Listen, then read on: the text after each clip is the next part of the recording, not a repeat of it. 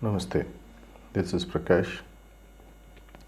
Heartfulness is predominantly a experiential based system, whether it is pranahati, cleaning, prayer, or some of the frameworks which helps you to strengthen the practice, deepen the practice, and ensure that what you just learn as theory remains firmly entrenched inside you so that you remember it into perpetuity.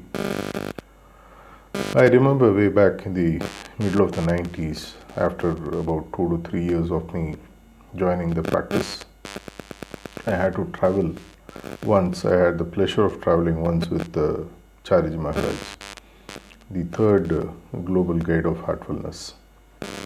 We were in some part of Madhya Pradesh, and I was his official travel companion in the tour.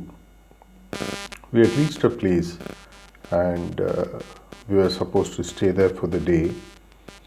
And after the morning breakfast and all that was over, Chariji Maharaj decided to go to somebody else's house, a local preceptor's house. And we went there, and after conducting some satsang, he decided to go elsewhere. I was supposed to be his travel companion, so automatically I started following him, and I was about to get into the car. He just looked at me and he said, "Prakash, you will stay in this house."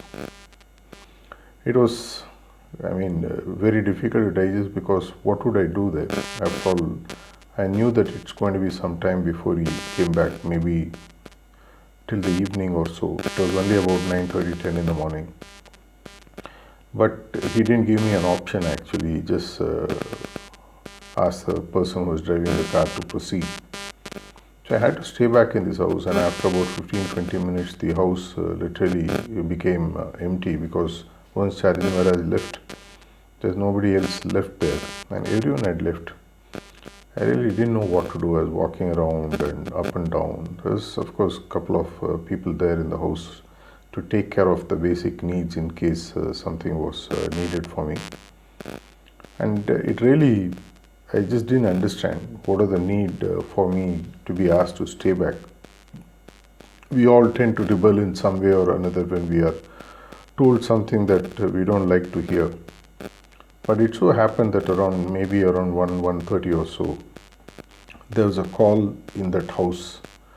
These were the days when there were no mobile phones yet in India, and the only mode of communication predominantly was by phone.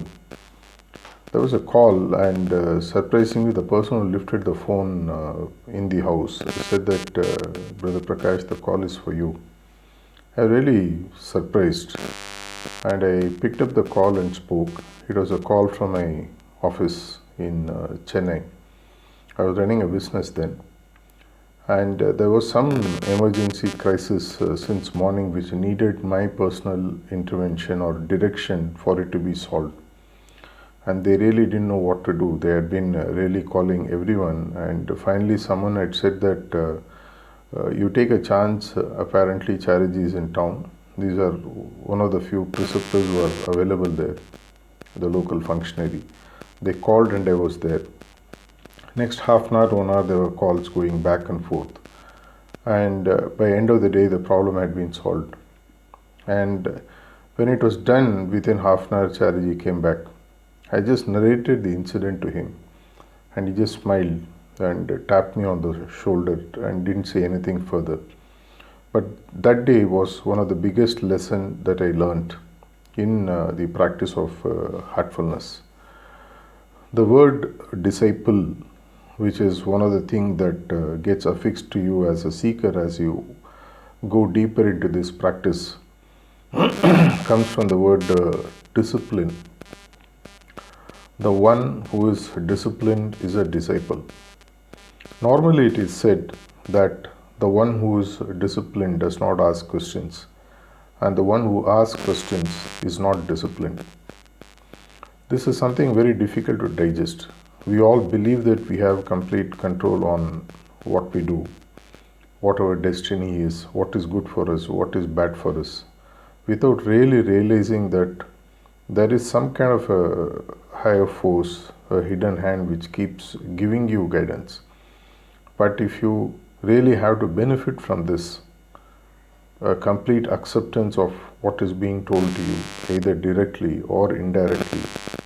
There are times that when you face a problem or a situation, you open a book and read one of the mission literatures, and you will find that there is an answer which really pops up, which tells you what to do. And there are times when you have access to the Guru, they give you direct commands, direct instructions. And many times when you meditate, you do get answers from within. The biggest challenge is that do we really listen to what we are being told? Had I refused to listen that day to what Shariji Maharaj had told and insisted going with him in the car, maybe he would have allowed. Or I would have jumped into another car and just followed him. After all, since I was traveling with him, nobody would have said no to me. But something in me said somehow that just follow what he says. In the initial stages, when you want to cultivate this habit of discipline, to a great extent you may have to fake it. They tell you to get up at 5 o'clock, pre-dawn, meditate, just do it. When they tell you to do the cleaning in the evening after the day's work is over, just do it. When they tell you to do the 9 p.m. universal prayer, just do it. When they tell you to do the point B cleaning in the morning before meditation, just do it. When they tell you to do the point A meditation in the night after the universal prayer is done before you go to bed, just follow.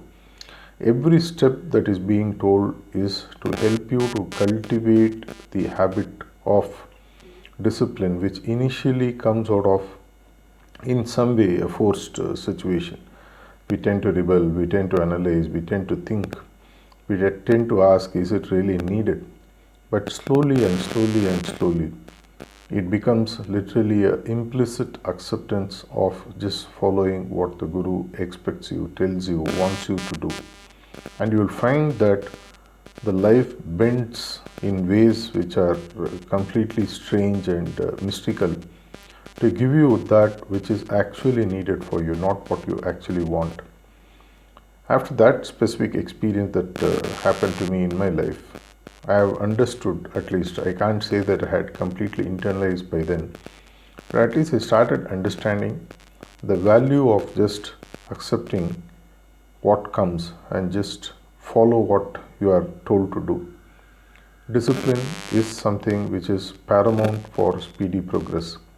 Without discipline, further steps which lead to surrender, and then the absolute love that you develop for the Guru and the God is not going to happen.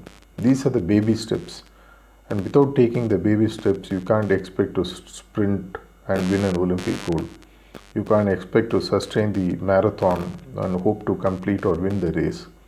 Discipline is one thing which is paramount for the progress of any spiritual aspirant.